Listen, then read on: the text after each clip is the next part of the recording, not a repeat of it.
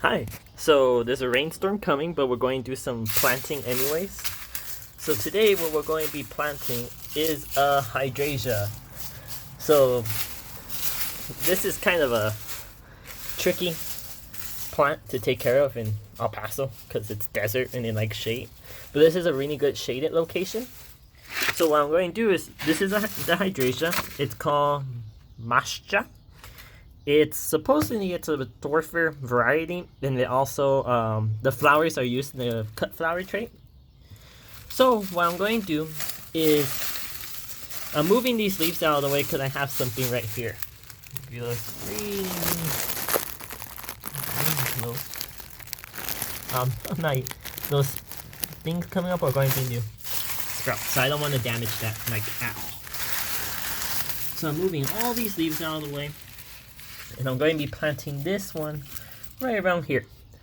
So this is a climbing fig, so Ficus pumila.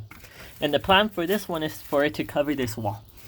So beneath it will be the hydrangea, which will probably be around 3 or 4 feet tall. And then I could lift, there's a technique called lifting up the skirt where you get rid of the lower branches. Sorry. So you can make room for stuff underneath. So what I need to do is I need to find my shovel. Oh, I buried it. So this is going to be kind of hard one-handed, but we're going to give it a go. We're going to shake the plant out of the pot, making sure not to damage it. Now, like what I was saying earlier, is that hydrangeas are tricky in El Paso because we're hot and dry, and hydrangeas prefer a little bit more moisture. So the way you could counter that is plant them in shady spots and keep them well watered and have a mulch. That could just be leaves, and that helps hold in moisture. This one, when I bought it, was late summer, and if you look at the root ball, you can actually see roots coming out. And this thing survived all summer long at lows with its roots exposed, which tells me that this thing is tough, which is what we want. So what we're going to do is we're going to start digging our hole.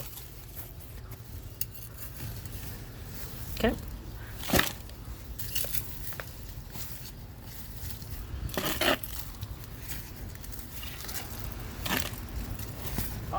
I don't know if you guys could hear the wind in the background, but I think that storm is getting closer, and I gotta hurry the hell up. And this soil is really good. All that has a lot of organic material, and I already dug up a couple worms. Those worms I'm going to be putting back. In fact, I'm probably going to dump this soil back use some of it to fill back up the hole, and the rest of it I put somewhere else, so those worms could find new places to hang out. See, that's too high.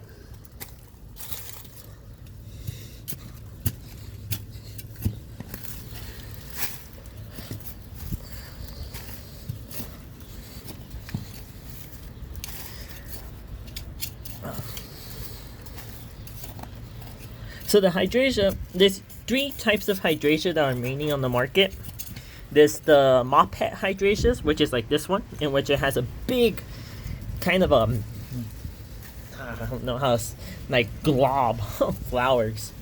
There's the paniculadas, I can't pronounce it, but there's another group that the flowers are in the shape of a cone. And there's the last group, which is the oak leaf hydrangeas. Those ones kind of have flowers that are like the paniculata, and the leaves turn really nice colors in fall.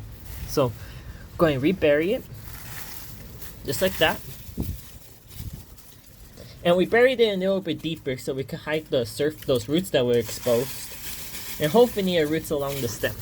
And now we're going to cover it up with some mulch. And then a little bit, it sounds like the storm is pretty close by.